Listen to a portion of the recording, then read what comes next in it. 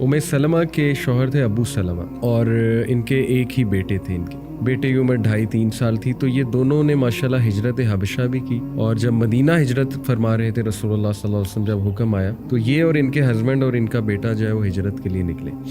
तो हुआ ऐसे कि कुरैश मक्का वाले आ गए और उन्होंने कहा कि अबू सलमा तुम तो जाओ, तुम कुरैशी नहीं हो, हमें तुमसे कोई सरोकार नहीं, लेकिन ये जो औरत है ना ये कुरैश की है, ये और इसका बेटा यहीं रहेंगे। तो उन्होंने धमका के, मतलब जाहिर है कि उनके पास वो वेपन्स वगैरह थे, उन्होंने दोनों को जुदा कर दिया, husband wife.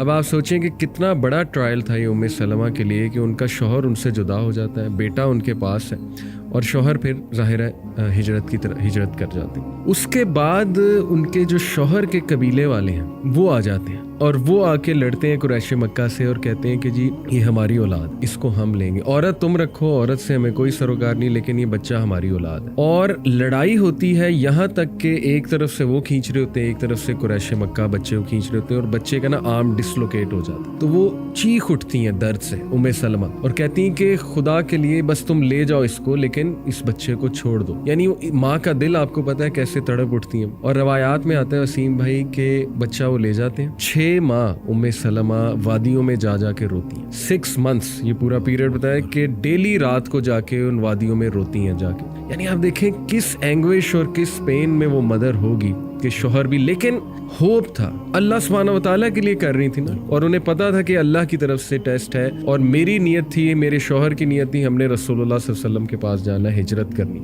That kept her alive माशाल्लाह, that kept her moving on daily, you know, getting early, getting up with motivation and hope. Although बंदा रोता है बहुत, जैसे मैंने कहा 6 माह वो रोती रही।